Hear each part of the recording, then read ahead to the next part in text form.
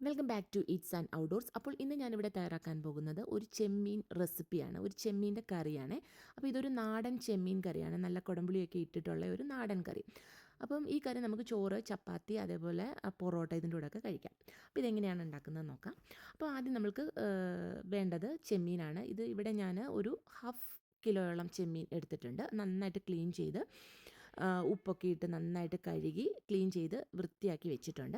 അപ്പോൾ അത് എടുക്കുക. എന്നിട്ട് ഇത് നമ്മൾ ആദ്യം വേവിച്ചെടുക്കാൻ പോവുകയാണേ. അപ്പം ഇതിന് വേണ്ടിയിട്ട് ഒരു പാത്രത്തിലോട്ട് ഈ ചെമ്മീൻ ഇട്ടതിന് ശേഷം അതിനകത്തോട്ട് കുറച്ച് മഞ്ഞൾപ്പൊടി, ഒരു ഹാഫ് ടീസ്പൂണോളം മഞ്ഞൾപ്പൊടി, പിന്നെ കുറച്ച് ഉപ്പ് ചേർത്ത് കൊടുക്കുക. അതേപോലെ കുറച്ച് കുരുമുളക് പൊടി, പിന്നെ വേവാൻ വേണ്ട വെള്ളം, കുറച്ച് വെള്ളം ചേർത്ത് കൊടുക്കുക. അതേപോലെ കുറച്ച് കറിവേപ്പിലയും കൂടെ ചേർത്തിട്ട് വേവിച്ചെടുക്കുക. അപ്പോൾ ഇതൊരു 10 മിനിറ്റ്സോളം വേവിച്ചാൽ മതിയാവും. ഒരുപാട് അങ്ങ് വേവിക്കേണ്ട. കാരണം ഈ വെള്ളമൊന്നും വറ്റേണ്ട കാര്യമില്ല. വെള്ളം നമുക്ക് കുറച്ച് വേണം ലാസ്റ്റ്. അപ്പോൾ ഇതൊരു 10 മിനിറ്റ്സ് വേവിച്ചെടുക്കുക. അപ്പോൾ അതിനുശേഷം ഒരു പാൻ വെച്ചിട്ട് അതിലേക്ക് 6 ടീസ്പൂണോളം മുളക് പൊടി എടുത്തിട്ടുണ്ട്. അതേപോലെ 2 ടീസ്പൂണ് മല്ലിപ്പൊടി. അപ്പോൾ ഇത് രണ്ടും കൂടെ ഇതിനകത്തോട്ട് ഇട്ട് കൊടുക്കുക. പ്രത്യേകം ശ്രദ്ധിക്കേണ്ട കാര്യം എന്ന് വെച്ചാൽ തീ നല്ലതായിട്ട് ഫ്ലെയിം നന്നായിട്ട് ലോയിൽ വെച്ചിട്ട് വേണം ഇതിടാൻ. പൊടിയൊന്നും കരിഞ്ഞു പോകരുത്. അപ്പോൾ ആദ്യം അത് രണ്ടും കൂടെ ഇട്ട് കൊടുക്കുക. എന്നിട്ട് നന്നായിട്ടൊന്ന് ഇളക്കുക. എന്നിട്ട് 2 ടീസ്പൂണോളം ഫിഷ് കറി മസാല ചേർത്ത് കൊടുക്കുന്നുണ്ട്. അതേപോലെ 1/2 ടീസ്പൂൺ മഞ്ഞൾപ്പൊടി, അതേപോലെ കുറച്ച് ഉലുവാപ്പൊടി, പിന്നെ കുറച്ച് കുരുമുളക് പൊടി. ഇതെല്ലാം കൂടെ നന്നായിട്ടൊന്ന് മിക്സ് ചെയ്യുക. പ്രത്യേകം ഞാൻ നേരത്തെ പറഞ്ഞ പോലെ പ്രത്യേകം ശ്രദ്ധിക്കേണ്ടത് മൂത്ത് പോകരുത്, പൊടിയൊന്നും കരിഞ്ഞു പോകരുത്. എന്നിട്ട് ഇതിലേക്ക് 2 പിടി തേങ്ങ ചേർത്ത് കൊടുക്കുക. എന്നിട്ട് തീ അങ്ങ് ഓഫ് ചെയ്യുക, സ്റ്റൗ അങ്ങ് ഓഫ് ചെയ്യുക. എന്നിട്ട് എല്ലാം കൂടെ നന്നായിട്ടൊന്ന് ഇളക്കി യോജിപ്പിക്കാം.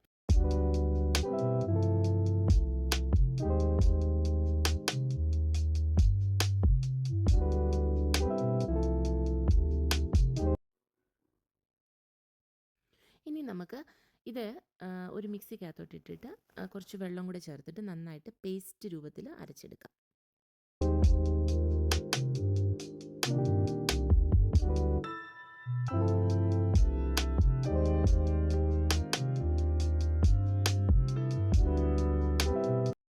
ഇനി നമുക്ക് ഈ സെയിം പാത്രത്തിൽ തന്നെ ബാക്കിയുള്ള സാധനങ്ങളെല്ലാം കൂടെ ഒന്ന് വഴറ്റിയെടുക്കാം. അപ്പോൾ അതിന് വേണ്ടിയിട്ട് കുറച്ച് വെളിച്ചെണ്ണ ഒഴിച്ചു കൊടുക്കാം. എന്നിട്ട് ഇതിലേക്ക് കുറച്ച് കടു ഇട്ട് കൊടുക്കുക. അപ്പോൾ കടു ഒന്ന് പൊട്ടി വരുമ്പോഴത്തേക്ക് അതിലേക്ക് 2 വറ്റൽമുളക് ഇട്ട് കൊടുക്കുക.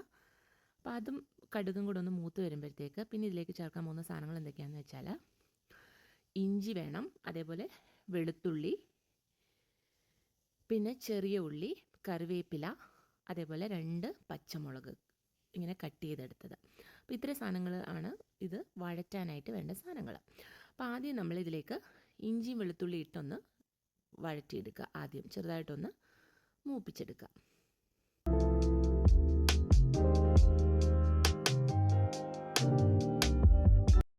അപ്പോൾ ഇതൊന്ന് മൂത്ത് വരുമ്പോഴത്തേക്ക് ബാക്കി വെച്ചിരുന്ന ചുമന്നുള്ളി, പച്ചമുളക്, അതേപോലെ കറിവേപ്പില ഇതെല്ലാം കൂടി ഇതിലേക്ക് ഇട്ടതിന് ശേഷം ഒന്നും കൂടെ നന്നായിട്ടൊന്ന് മൂപ്പിച്ചെടുക്കുക. അപ്പോൾ നന്നായിട്ടൊന്ന് വഴറ്റിയെടുക്കണം കേട്ടോ.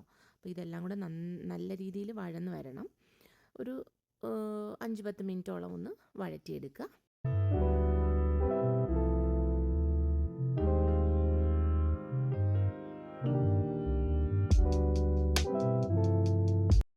അതിനുശേഷം നമ്മൾ നേരത്തെ അരച്ച് വെച്ചിരുന്ന ആ മിക്സ് ഉണ്ടല്ലോ, അത് ഇതിലേക്ക് ചേർത്ത് കൊടുക്കുക. എന്നിട്ട് എല്ലാം കൂടെ നന്നായിട്ട് ഒന്നും കൂടെ ഒന്ന് ഇളക്കി യോജിപ്പിക്കുക.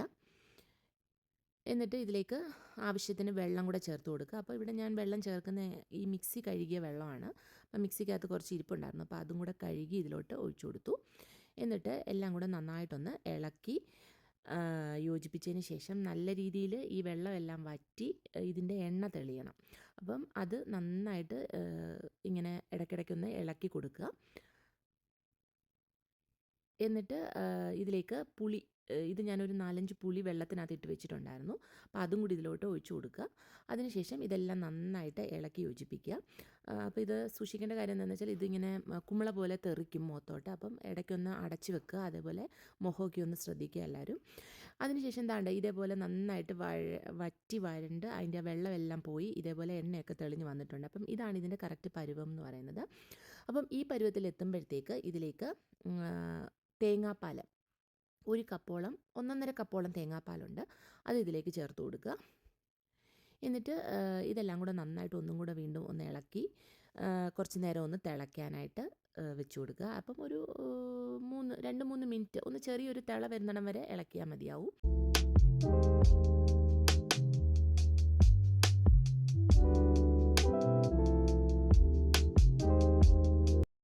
അപ്പോൾ ദാണ്ട് ഇതെല്ലാം നന്നായിട്ട് തിളച്ച് വന്നിട്ടുണ്ട്. ഇനി നമ്മൾ ഇതിലേക്ക് നേരത്തെ വേവിച്ച് വെച്ചിരുന്ന ആ ചെമ്മീനുണ്ടല്ലോ അത് ഇതിലേക്ക് ചേർത്ത് കൊടുക്കുക. അപ്പോൾ ആ വെള്ളത്തോടു കൂടി വേണം ചേർക്കാനായിട്ട്. എന്നിട്ട് ഇതിനകത്ത് കിടന്ന് ഒന്നും കൂടെ ഒന്ന് വേവണം.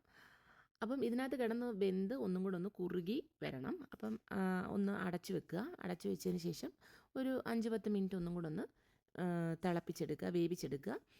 അപ്പോൾ ദാണ്ട വെന്ത് നല്ല പരുവമായിട്ടുണ്ട്. അപ്പം ഇതാണ് ഇതിൻ്റെ പരുവം എന്ന് പറയുന്നത്. അപ്പം കുറച്ചും കൂടെ ലൂസായിട്ട് വേണ്ടവർക്ക് ആ രീതിയിൽ എടുക്കാം. കുറുകേണ്ടവർക്ക് വീണ്ടും കുറച്ചും കൂടെ ഒന്ന് കുറുക്കി എടുക്കാം. അപ്പം ഞാൻ ഈ പരുവത്തിലാണ് എടുക്കുന്നത്. ഇനി നമ്മൾ ഇതിലേക്ക് ചേർക്കാൻ പോകുന്നത് ഇത് കുറച്ച് പെരിഞ്ജീരകം പൊടിച്ചതാണ്. അപ്പോൾ അതും കൂടി ഇതിലേക്ക് ചേർത്ത് കൊടുക്കാം. അതിനുശേഷം സ്റ്റൗ ഓഫ് ചെയ്തിട്ട് ഇളക്കി ഒന്ന് വെക്കുക.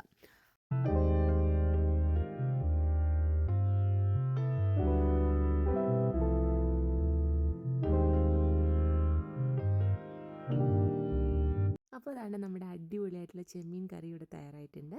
എല്ലാവരും ഈ രീതിയിലൊന്ന് ട്രൈ ചെയ്ത് നോക്കുക. അപ്പം ഈ ചെമ്മീന് പകരം നമുക്ക് ഫിഷ് വേണമെന്നുണ്ടെങ്കിലും ഈ രൂപത്തിൽ കറി വെക്കാം കേട്ടോ. അപ്പം ഞാൻ നേരത്തെ പറഞ്ഞ പോലെ ഇത് അപ്പം, ചോറ്, ചപ്പാത്തി, ഇടിയപ്പം, പൊറോട്ട ഇതിൻ്റെ കൂടെയൊക്കെ ഒരു അടിപൊളി കോംബോ ആണ് ഈ കറി എന്ന് പറയുന്നത്. അപ്പോൾ എല്ലാവരും ഒന്ന് ട്രൈ ചെയ്ത് നോക്കുക. ഇഷ്ടപ്പെട്ടെങ്കിൽ ലൈക്ക്, ഷെയർ ആൻഡ് സബ്സ്ക്രൈബ് ചെയ്യുക. Thank you and thanks for watching.